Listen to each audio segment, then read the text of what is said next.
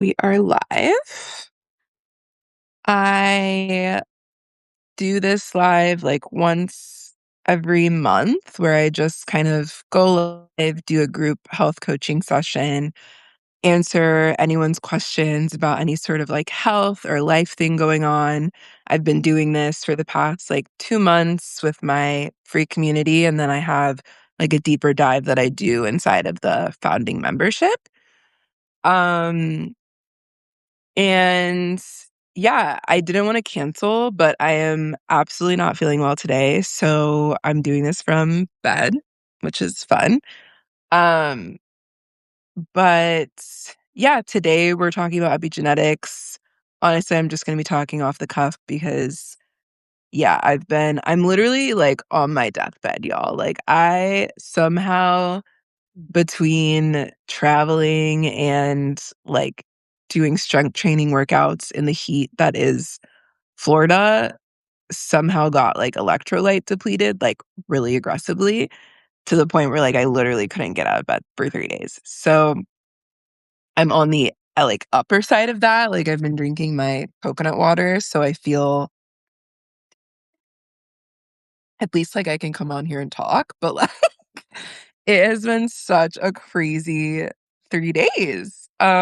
So yeah, so normally I have like a little 1-2 that I prepare, but today we don't have it. Um, but yeah, I did wanna come on and talk about like epigenetics, talk about just I had a question like last month about epigenetics and someone like really wanted to understand it more. So this is gonna be that. It's gonna be shorter than it normally is because obviously I'm not feeling super well, but you can put any questions you have in the chat and I will try to answer them with the time that I'm on here, in between me just yapping and gabbing. But if you're new here to A Black Woman's Apothecary, then you may or may not know. Sorry, can you guys hear me? I don't know. Like, normally I have, like, a whole setup, and today we're basically, like, FaceTiming, so, um, but normally or previously, when I first started Black Women's Apothecary, I was coming out of a time when I spent a lot of time researching epigenetics, and so people who have been around for that period know that a lot of my first writings.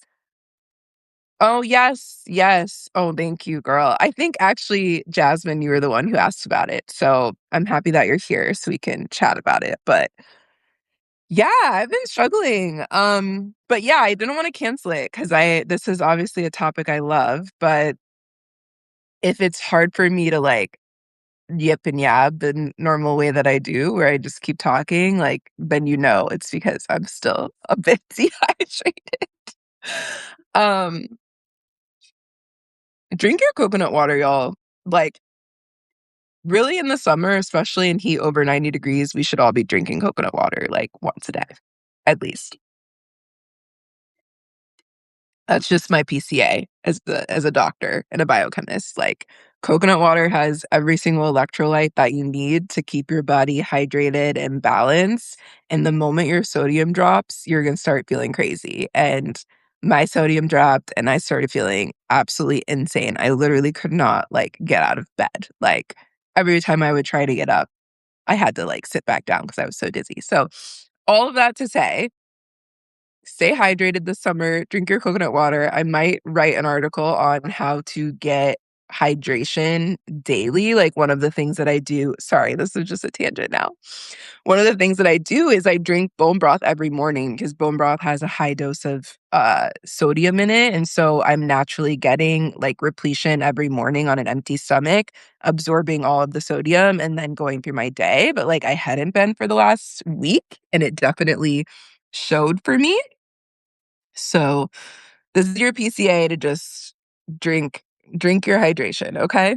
And eat your hydration. And I may write an article about it. I don't know. I'm for some reason, like, medical astrology is becoming more something that is moving through me again. It was something that I wrote about a lot for people who were a part of the original apothecary. Like, I started it around the time that I started diving in and learning a lot about medical astrology, so for whatever reason, a lot of articles that are gonna come up this next month are about medical astrology, which I honestly haven't touched in so long, so it's really funny to be, like, channeling medical astrology right now again, but I don't know, I feel like collectively, like, there's something going on in terms of medical astrology, so I just want to, like, give that to the masses while I can, while it's channeling through, and then we'll go back to the regularly scheduled makeup, skincare, all the thing content, but okay, back to epigenetics. Anyways, so when I first started the apothecary, I started it after doing a public health degree in maternal, child, and adolescent health, where I was a researcher in epigenetics. And a big part of my dissertation and the research that I was doing was on the study of epigenetics and how epigenetics actually works and how we see it in the modern day. Because so much of epigenetics relates to essentially, really big trauma survivors, like, a lot of epigenetic studies are based in, slavery or, Holocaust survivors because they essentially take the DNA of these, major trauma event people and then see what DNA strands are similar and which ones get passed down, and then which ones correlate to disease expression. So, if you don't know anything about epigenetics, the layman's explanation for epigenetics is essentially this idea that certain trauma experiences pass down a certain signature in your DNA. And that's ancestrally, that's generationally.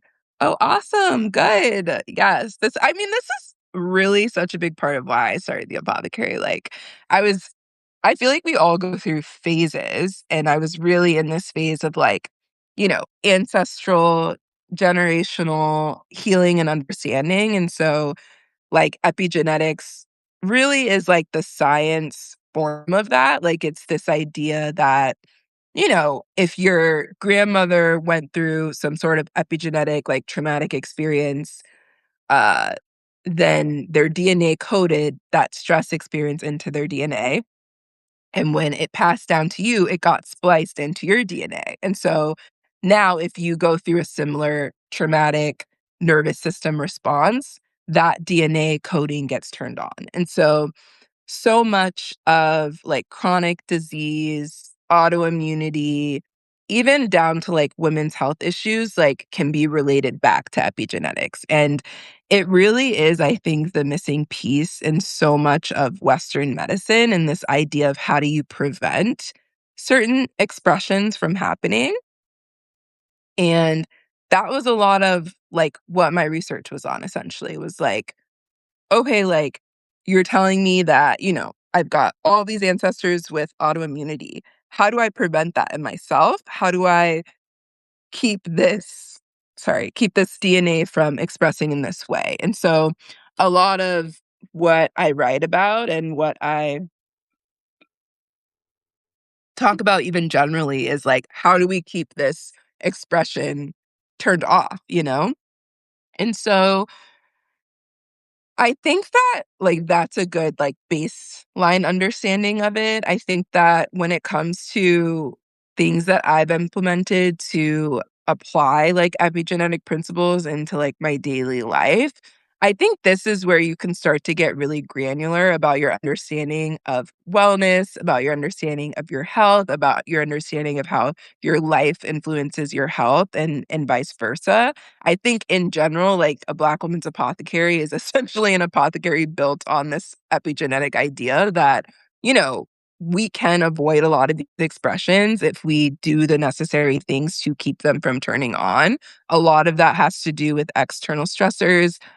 External stressors can be chemical stressors, they can be life stressors, they can be relational, work related. All of these things are stressors that can turn on the expression of these epigenetic patterns.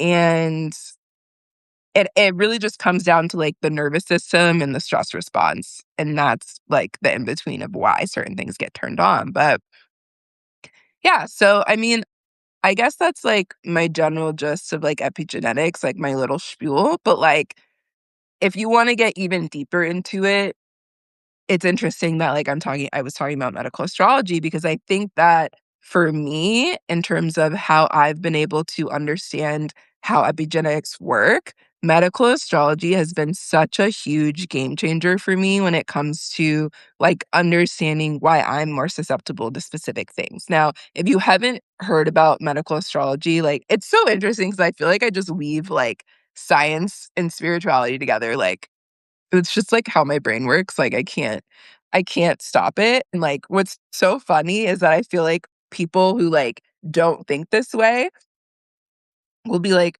"You're a scientist, like, you're a biochemist, like, how can you like, why are you, like, so into, like, all of this, like, astrology stuff?" And it's like, for me, like, like, astrology is science, like, thinking about the way that, like, the moon controls water and us being, like, greater than 70% water, like, it's honestly crazy to think that, like, the planets wouldn't control what's going on in our bodies, and, like, I'm not saying you have to get as deep as, like, medical astrology or astrology, but just the, like, recognition that, like, there are gravitational forces at play outside of us that, like, are constantly influencing us, and I think, you know, it's it's just, like, a plus that we can, like, understand these dynamics and, like, use them to our advantage. So, all that to say, like, that is what really got me into medical astrology was trying to understand, like, what my own epigenetic imprints were, and it's so crazy. I mean, I'm writing an article on essentially how, like, medical astrology can predict autoimmunity, because for me, that's exactly what it did. Like, my epigenetic blueprint is that of, like, autoimmunity developing, like, during a certain stress period. If I don't put in place the the I don't know, like, preventive wellness, health things to avoid it. Oh, someone said, "My therapist and I are actually going to start a deep dive to compare the charts of." Oh, wow! Because the placements and physiological conditions are so intertwined. Yeah, yes. So this is where I feel like a lot of people understand epigenetics but don't know what to do with it, and in my opinion, medical astrology is that kind of, like, missing piece. So, for the past, like, year and a half, I still on my little, like, side quest or whatever, I still read people's medical astrology charts because I found a lot of joy in it like maybe like a year and a half ago. It was because I was solving my own, like, autoimmunity through my medical astrology, and so it became, like, a big part of, what I was doing here, but also what I was doing outside of here by, like, reading people's charts, like, doing medical astrology readings. I still have wellness blueprints on my website, which is essentially you can, like, give me your, like, birth information, and I write, like, a five-page document that essentially explains, like, key placements, and so the reason that I offer that stuff is because there's nowhere that I've been able to find that links epigenetic predispositions to how to prevent them, and medical astrology for me has been that link. It's been this idea that, like, okay, like, yeah, my grandmother had autoimmunity, my grandmother's grandmother had autoimmune okay, whatever, so, like, that's getting passed down for sure.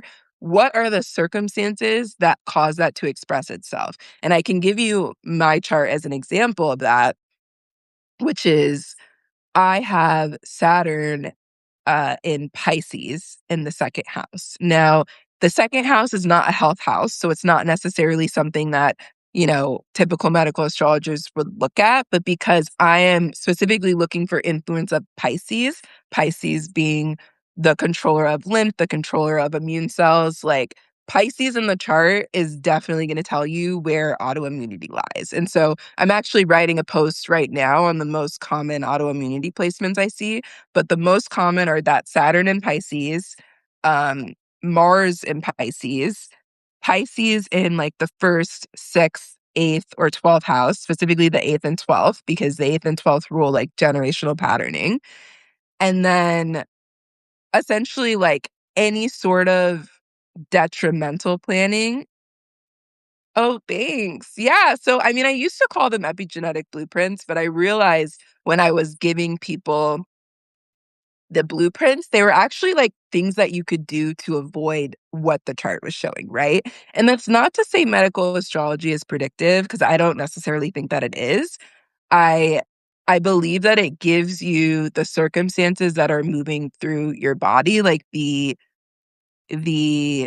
I don't know, the things that are at play, and so when I give you stuff or when I give you recommendations based off your medical astrology, I'm essentially giving you ways that you can play with those things to stop them from influencing you in a negative way, and so back to my example with, like, Saturn and Pisces, my autoimmune condition didn't hit until my Saturn was back over my Saturn, so my Saturn return, and that is because the 2nd house isn't, like I said, a health house, but when you have a return of a planet in that sign of the chart, that is when you can start to get the effects of what that sign is in, and so for me, having Saturn return over Pisces, that was prime time for stagnant lymph, essentially, like, because Saturn is like a stagnant planet. It's very drying. It's very like it essentially like brings things to a stop. Like when I see it in someone's chart, I'm like, oh, like it's like causing some sort of like buildup here. Like this isn't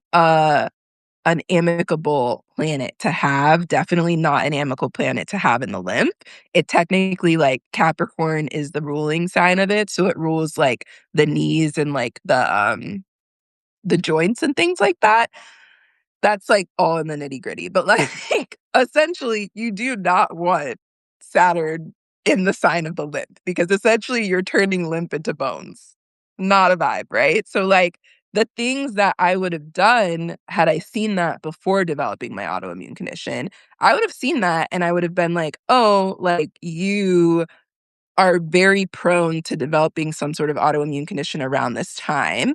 It's gonna be really important to keep your lymph moving so that you don't get into a place of stagnant lymph. Because if you get into the place of stagnant lymph around this time, which it's gonna be wanting to do because Saturn is hitting back at this place, then that is gonna be prime conditions for an autoimmune condition, which we know autoimmunity, buildup of immune cells that are against, certain areas of your body. They're attacking certain areas of your body, whether it's a stress experience that caused it, external, internal stressor, doesn't really matter. Now your body and your lymph are confused. I'm a Capricorn sun with a lot of Cap in my chart and a lot of joy. Yeah, see, it's like medical astrology. I do not talk about it enough on here because I feel like I don't know, I go through phases with it, but, like, this is the type of shit I see. Like, I will literally, like, do a reading for someone, and this is another random example of, like, one of the readings I did last year, but it was basically, like, I saw this person's chart, and she had what'd she have? She had ton of Scorpio, like, a ton of Scorpio placements all in the 1st house, and I was like, "Oh my god, woman, like, did you go through menopause at, like, 40?" And she was like, "Yeah, I literally went through menopause at, like, 35." Like, that is how, like, intricate medical astrology can get if you have someone who can read it right, because, like, there's so much other things that go into it, I think, and I think because I have this general understanding of physiology, like, obviously, a lot of medical astrologers aren't doctors, they're not biochemists, so, like, they're not really reading it at the level that I read it, which is like, okay, I'm not just, like, reading it in the sense of, like, it's astrology, I'm reading in the sense that this is, like, your body is moving, right? Like, your body's physiological systems are moving together, and I'm reading it as it's moving. So, like, when I saw her chart and I was like, "Okay, you have these 4 signs in Scorpio conjunct each other. There's Mars, there's Capricorn there's, all these influences that are gonna make that really traumatic in the sign of Scorpio in a health house." Yeah, you've got a lot of problems with, like, estrogen, right? Like, you're unable to produce estrogen pretty much, like, and that is what causes the menopause, right? But, like, someone who doesn't, I guess, have, like, a health background wouldn't be able to, like, probably jump from, like, not having a lot of estrogen to going through, like, menopause. So, I think that is something that, like, uniquely having someone who's trained in both, like, the metaphysics and astrology can be really unique when you do a reading. Like, like I said, like, if I would have read your chart, Capricorn sun, depending on, like, where that is in your chart in terms of what house, like, we would have had to look at, where that is landing in terms of, like, Saturn, like, where is Mars? Where is, like, are they all in that Capricorn area? Because those are very, like, inflammatory, like, depleting planets. Capricorn, like I said, joints, like, stagnation, like, not saying that if you have a lot of Capricorn in your chart, you're going to be prone to this stuff, but it has to do with, like, when the transits are coming around that this stuff might start if you don't do the preventive things to support it. So, all of that to say, like, to me, epigenetics can be empowering because it tells us, "Hey, you are susceptible to this thing, whether you know your family history or not, we're gonna see it in your chart, we're gonna see it in your medical astrology chart. And these are the things you can do to prevent it. Like, this is not your story, right? Like, this is not your end all be all. This is not your life is not like ending because you have these placements. This is all about like taking your power back and being able to like know what wellness and health content is actually for you. Like, being able to actually like see content online and be like, oh, like, I don't have like autoimmune problems in my chart. So I probably don't have to pay attention to this shit. That's not to say that you couldn't down the line develop some sort of autoimmune thing. But it's just to say that, like, it's really empowering to know the things that you are susceptible to so that you don't get caught up in this. Like, I wrote an article like earlier this week, the wellness industrial complex, because I just feel like my world has been inundated with like so many people saying so much shit that like is honestly just irrelevant to most people. Like, because it's just like, you don't understand what's going on with my body enough to, like, tell me to take this thing or, like, suggest this thing to me. Not only that, you don't even know enough about it to know who you're suggesting it to. Like, and that's, I feel like, what gets me because I just feel like education above everything, like, knowledge, education, being able to, like, give you the resources to make these decisions for yourself so that when you do go out into the world, when you do see, wellness influencers, like, posting shit, health influencers posting shit, you can be like, that is for me or that is not for me, Like, and you can use your intuition to tell that based off of the things that you understand already about your health. So that's my little tangent about epigenetics and medical astrology. If you're interested in getting your medical astrology read, I do still do like a handful of readings. Like either the wellness blueprints, which are like I said, like 5-page readings, where I just go through major placements, or I do like the hour-long reading where I actually like get into the nitty-gritty of your chart, which I don't do a lot of those because energetically it's a lot for me to like just I feel like so much of astrology is like channeling. Like, there's no one's gonna say what needs to be said to this person in the exact way that it needs to be said, but the person channeling it to you. So like so much of it is like it can be just, like, a lot of intuitive energy, I feel like. So, like, I don't do a lot of them, but they're still available. Yeah, if anyone's interested in diving into their epigenetics or diving into any, like, predispositions of patterns or anything like that. Like I said, I'm writing this piece about how I was able to heal my autoimmunity through understanding my medical astrology. Obviously, among other things, once I was, I'm still like a doctor, I'm still a biochemist, so, like, I have a lot of knowledge. How do we book an appointment? The best way to book an appointment, good question. Let me see if I can get it. I'm just gonna, like, put you on pause for a bit and just see if I can pull up the link, and I'll place it in here. But if it's not on here, then it's definitely on my website. But I think I can probably get the link here. Let's see. Yeah. Okay. I have your most recent post on my to read list today. Oh, great. Awesome. Yeah, that one was just like a stream of consciousness. Like, I just need to write this because I feel like no one else is talking about the frustration that comes with just everyone feeling like they can make just recommendations about what you should be doing to your body, like, people who just have no awareness whatsoever, like, I don't know, it's just wild to me, so you'll see my rant there, but I think the goal that a Black woman's apothecary is, like, this antidote to so many complexes. Like, I feel like it's the antidote to the wellness industrial complex, the, like, beauty industrial complex, the Western medicine industrial complex. Like, I feel like I just try to, like, bridge so much of these gaps where it's like, we live in a capitalist society, like a consumption-based society, and somehow along the lines, like, health, beauty, wellness have all turned into, like, consumption-based experiences. So it's like you're gonna be sold on something no matter whether you want to or you don't want to. And I feel like the more education I can provide, like, the more you can just make these decisions from an empowered place.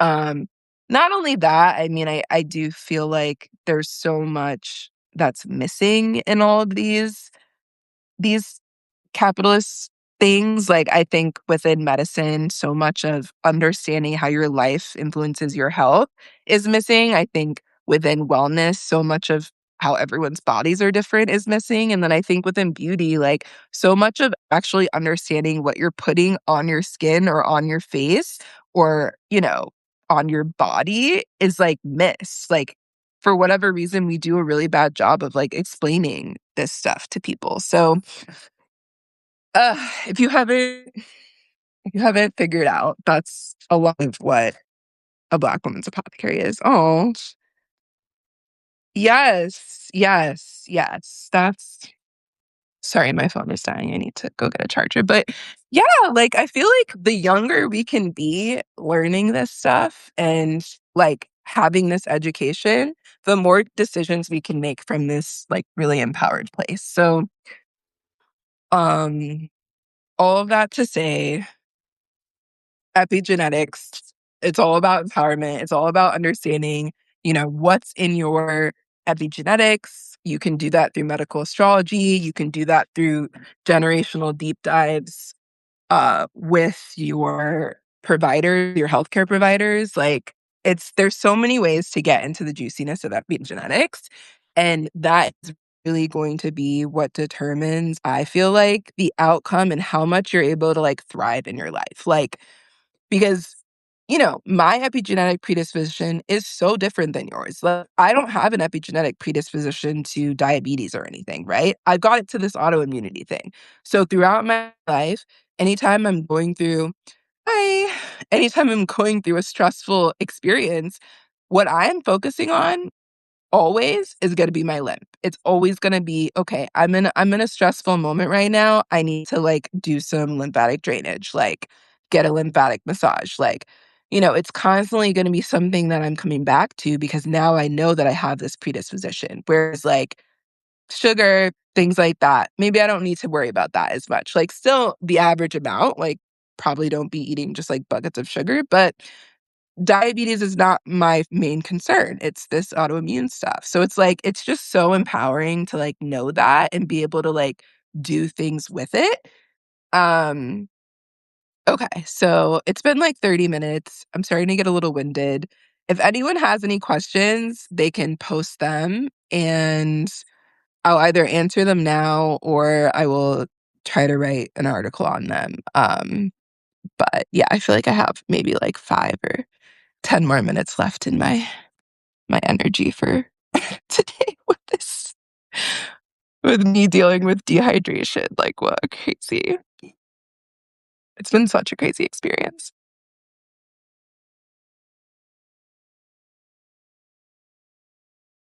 Does anyone have any questions about epigenetics, about medical astrology, about any posts that I made this week, about how to interact more with me, how to work with me, anything like that? I'm here. Thank you for sharing this. Oh, thank you for asking about this topic. It's a cool topic, and I didn't know we were gonna go into medical astrology with it, but here we are. So, yes, I'm literally medical astrology piece right now, which is really funny because I haven't written about a medical astrology in probably a year. So it's really funny how that works. Yes, me too. Me too, love. Okay, I'll give it like one more minute and then I do these once a month for free subscribers. Um Usually the last Friday of the month, I usually try to post it in my upcoming like articles when I'm having them. And then I do an extra one in the middle of the month for founding members, which is starting to grow out, so I might do more, but they're just like I call them like group health coaching containers because they are essentially like a little bit of what I do inside of my one-on-one containers, which I don't do a lot of those because energetically, like, it's a lot for me, but I'm just excited to read your oh, yay! Awesome. Good. Yeah, I think I might move the medical astrology one up to, like, Thursday because it's channeling really hard right now, and I'm just like, I feel like people need to, like, see this, so, like, that one will probably come out next week along with, like, the monthly edit, which is just I'm constantly, like, consuming what's the newest in beauty and women's health, so the monthly edit is, like, where I basically just word vomit everything that's going on in the mainstream of those two things, and then I'll probably put out this medical astrology post next Thursday. But I actually have crazy news. Which I don't know if I'm gonna do a post about it, but I am actually going to the Essence Festival next weekend for like a job that I'm doing, like freelance. So that'll be fun. I will definitely post about my experience there and what I end up getting into. But okay, I don't see any other questions. And you can find my link. Uh, I posted the link here, but you'll also get it once I close the video and post this up there. So, oh, thank you. Yeah, it was a really cool like manifestation. I actually probably am going to write about the story at some point, but because I literally like wrote down that I wanted to go to Essence Festival and like a year later I'm going. So it's really wild how the universe does things, but oh, awesome. Oh my god. Well, if you see me and you recognize me, definitely love meeting people from a Black Women's Apothecary in person. It is one of my, like, favorite things. I think at some point I'm gonna start hosting events for everyone because it's like it gives me so much energy and it's happened to me randomly, I think, like, 3 or 4 times now, like, it happened to me in Europe, it happens to me in New York, and one time in, California, so I'm just like, it happens, and I love it. I absolutely love when people, like, come up to me and they're like, I, like, follow Black Women's Apothecary, like, I read all your articles." It's just, like, so awesome. Oh, thank you. Thank you. I will definitely report. I will report on all of it. This is like my first editorial uh like campaign type of thing. So I definitely will probably have a lot to say. I also have some announcements for the upcoming months about really cool things that are happening outside of the apothecary um that I also manifested. So I will keep you guys updated. But thank you so much for being here and being a part of the apothecary. Um, Ways you can connect with me, there's a ton of links in my bio, so you can always go there, and then if you go to the main page on the apothecary, the start here is always a really great place to start. Okay, bye everyone. Happy Friday. Have a great weekend.